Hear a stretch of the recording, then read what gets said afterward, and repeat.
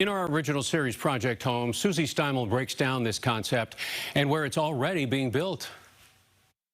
From inside the dome of the state capitol to San Francisco City Hall, 2021 has sparked all kinds of conversations around the concept of social housing. But there's one big problem.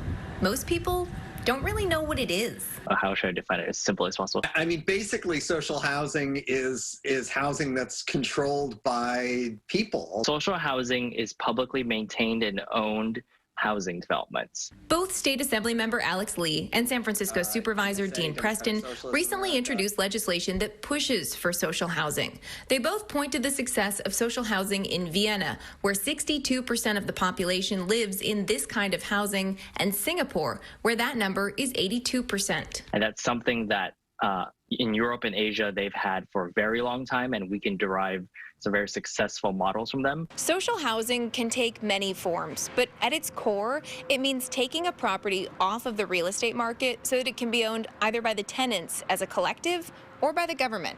Supervisor Preston says the voters in San Francisco made social housing a reality in November by passing Proposition I. That's what we took on head on in San Francisco, is instead of having everyone fight for the same pot of money, actually grow that pot, have some new revenues, and dedicate those to social housing. Prop I doubles the transfer tax on commercial and residential properties valued over $10 million. So the fee to transfer the title of a property to a new buyer goes into a housing stability fund.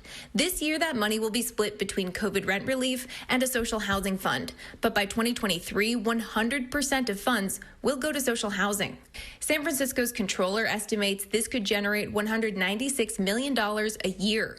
To live in social housing in San Francisco, tenants on average would have to make less than $71,700 a year, or less than 80% of AMI. Yeah, I'm 100% in favor of social housing. Kristen Ponte is an educator living in San Francisco's Mission District. She's a bit of a unicorn in that she's lived in this building since 1989, teaches down the street, and just had her second-generation student. I've been in my job since '91. So the first year I was there, I had a kid, and his son was in my class 2 years ago. When her landlord decided to sell her building a few years ago, Kristen thought she was going to be evicted. I was a wreck. Instead, Meta, a nonprofit, stepped in and bought it with help from the city's Small Sites program. If the city were to own it instead of the nonprofit, that would be an example of social housing. Something has to be done for not just for teachers, for all workers who are low-income people. Many people have a bad association of what used to be called the projects, the original form of social housing in the United States. Public housing failed because it was largely defunded and extremely segregated. A lot of our public housing was for warehousing the poor or warehousing communities of color. And historically, they've been sabotaged to be set up to fail. Preston and Lee say public housing isn't doomed to fail. It just has to have diversity of incomes and enough money to make it work. Now, Susie, you mentioned Prop I starting to fund it, but when can we actually expect to see social housing in San Francisco? Well, Alan, there is, of course, what else? An oversight board that will make that decision. And if they decide to buy an existing building and convert it, it could actually be in the next couple of months.